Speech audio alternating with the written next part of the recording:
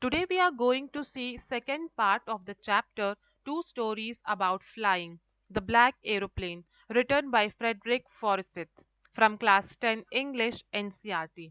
This chapter helps us to teach not to lose hope in difficult situation. No matter how hard the time is, if you are confident and have positive attitude, you can easily come out of the situation.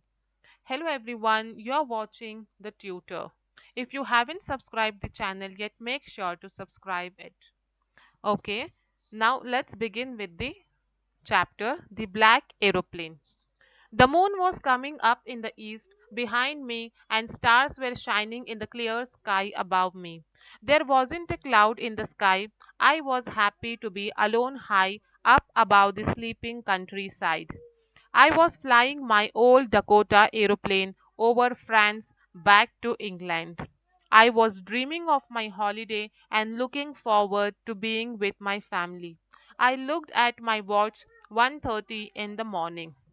Okay, so now here the narrator is a pilot and he is sharing his experience once he was stuck in a difficult situation. So he's sharing that experience with us in this chapter. What he's saying, the moon was coming up in the east.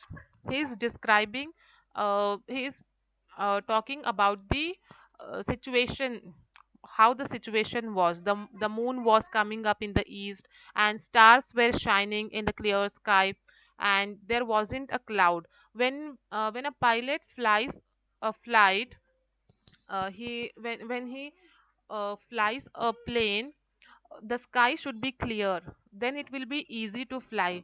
If there are dark clouds, it is difficult for pilot to uh, take the plane from that place. So now, what the pilot is saying here, the moon was visible, stars were shining, there were no dark clouds, and he was very happy to fly the flight. Okay, and what was the name of his flight? Dakota Aeroplane.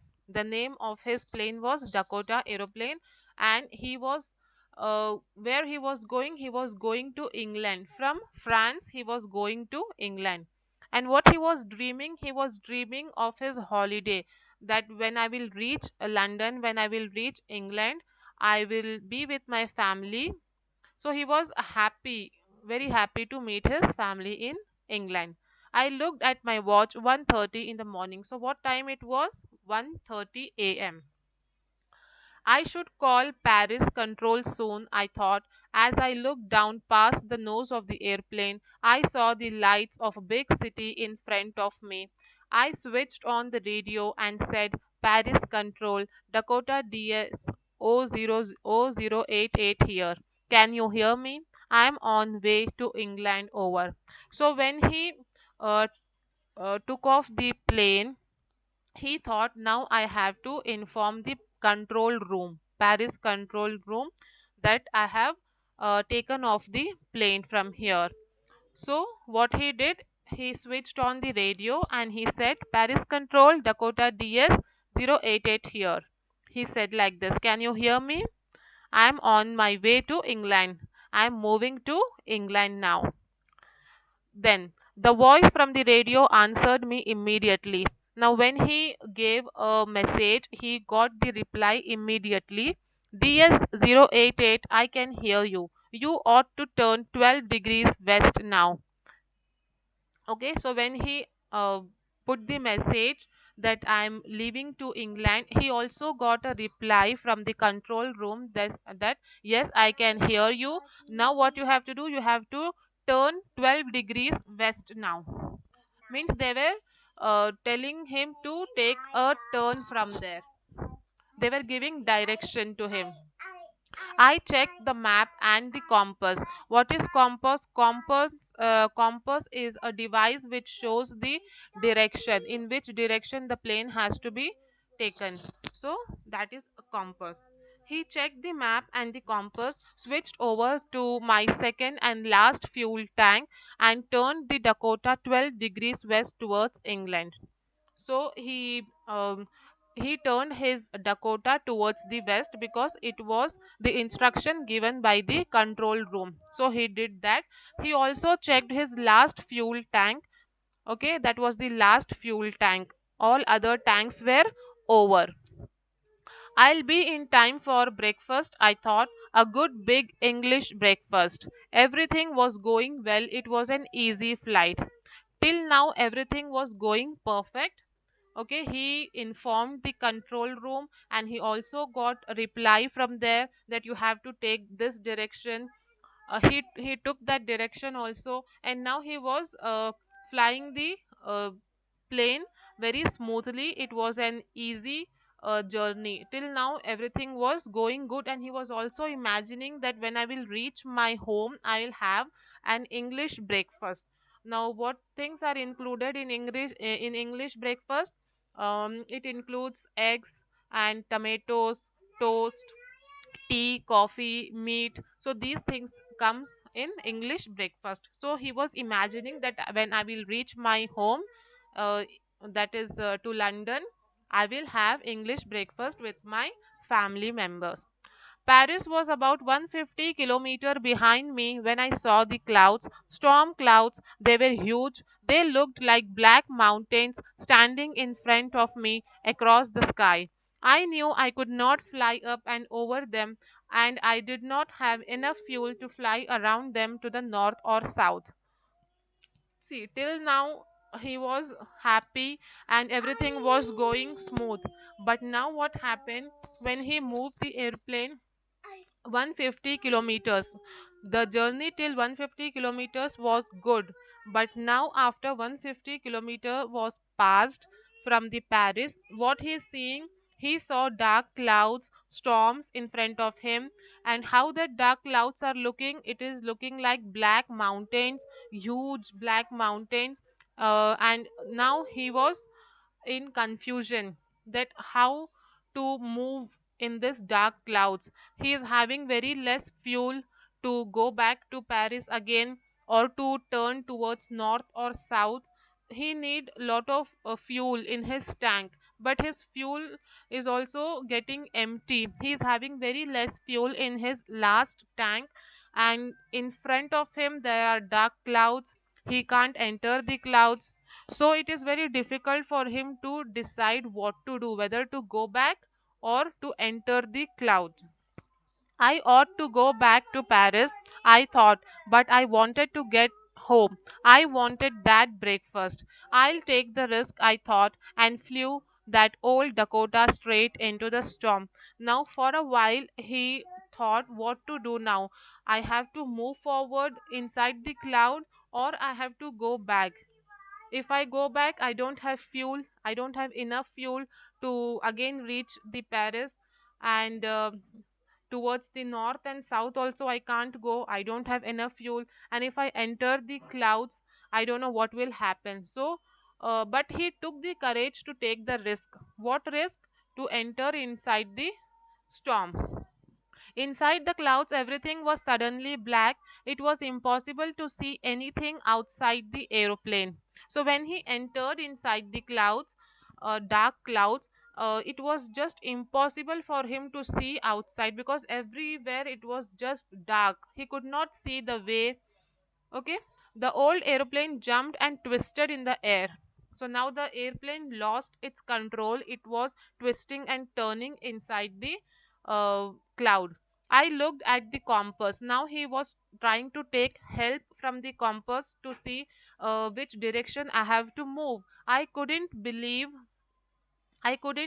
my eyes. The compass was turning round and round and round. It was dead. It would not work. The other instruments were suddenly dead too. I tried the radio. Now, when he tried to use the compass to see which direction he has to move, for to his surprise, he saw that the compass is dead. It is just moving round and round and round, and it is not showing clear direction. And and also the other instruments that he was having, that also was dead. So he did not get help from anywhere. Then he thought to connect to the control room Paris control, can you hear me? There was no answer. The radio was dead too. So now the control, now he could not reach to the control room also. The connection was dead. I had no radio, no compass. I had no radio, no compass, and I could not see where I was. I lost in the storm. Then, in the black clouds quite near me, I saw another airplane. Okay, so when he tried to call the Paris control room, that was also lost. That connection was also lost. Now, all of a sudden, what he saw another airplane in front of him. In the dark clouds, he saw another airplane. It had no lights, no wings, and but I could see it flying next to me through the storm. I could see the pilot's face turned towards me. I was very glad to see another person. He lifted one hand and waved. See, when he lost all the instruments, he lost all the connection, and from wherever he could get help, he lost everything. But he did not lose hope. He did not panic at that time.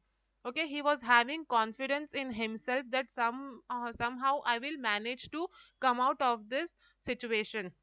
So at the same time, he saw a black airplane which is just next to him, in front of him, and that plane is leading this pilot. Okay, and he could also see the pilot sitting on that airplane. He is lifting his hand and waving him so that he could see and follow him. Okay, means he got a help from another plane. That was a strange plane, but it was helping this pilot. Follow me, he was saying, follow me. He knows that I am lost, I thought. He is trying to help me. Now, what this pilot thought, that maybe that another airplane has come to help me because I'm stuck in this storm. So that airplane has come come here to help me. I have to follow him. He turned his airplane slowly to the north in front of my Dakota so that it would be easier for me to follow him. I was very happy to go behind this strange airplane like an obedient child. See, when you are stuck in a difficult situation, when you are getting no help from anywhere, and at that time, if you get even a hint, a small help, if you get, it means a lot. Yes, in difficult times, if you get even a small help from anyone, even from a stranger, it means a lot. So here also pilot is stuck in the difficult situation. He don't know what to do. All the directions are closed for him. So at the same time, he got help from a stranger from another plane. He is guiding this pilot. So what he thought, let me follow him like an obedient child. I'll follow that airplane now. After half an hour, the strange black aeroplane was still there in front of me in the clouds. So for half an hour, the plane, it was moving in the dark clouds. Okay. Then now there was only enough fuel in the old Dakota's last tank to fly for 5 or 10 minutes more. I was starting to feel frightened again. See, yeah, in this plane in which this pilot, he was moving the plane, he was stuck in the clouds. First of all, he was having last tank, okay, which was running the plane, and now that last tank, that is also getting empty. Only he is having 5 to 10 minutes, hardly 5 to 10 minutes he can fly the plane, or else he will land by crashing here and there. So now he was afraid that how will I take the plane forward now because my fuel is empty. But then he started to go down and I followed through the storm. Then at the same time, what happened? The black plane which was in front of him, which was leading him, it went to go downwards. Okay, it was going down, and this pilot, he also followed him. Suddenly I came out of the clouds and saw two long straight lines of light in front of me. It was a runway, an airport. I was safe. Now this pilot, he landed on an airport. He landed on an airport and he was safe now. So before his fuel was emptied, he landed on airport. I turned to look for my friend in the black airplane, but the sky was empty. There was nothing there. The black airplane was gone. I could not see it anywhere.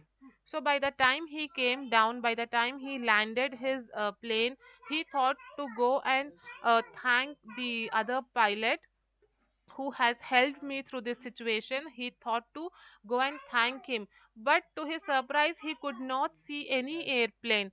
Okay, I landed and was not sorry to walk away from the old Dakota near the control tower. I went and asked a woman in the control center where I was and who the other pilot was. I wanted to say thank you.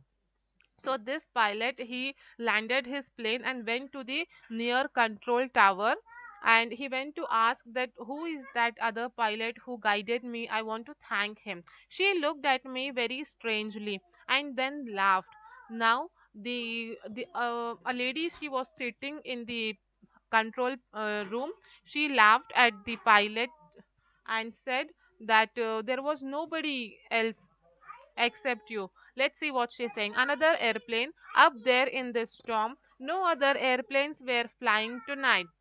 Yours was the only one I could see on the radar. Okay, now what she's saying that there was no other plane flying tonight. It was only your plane that was flying and it was stuck.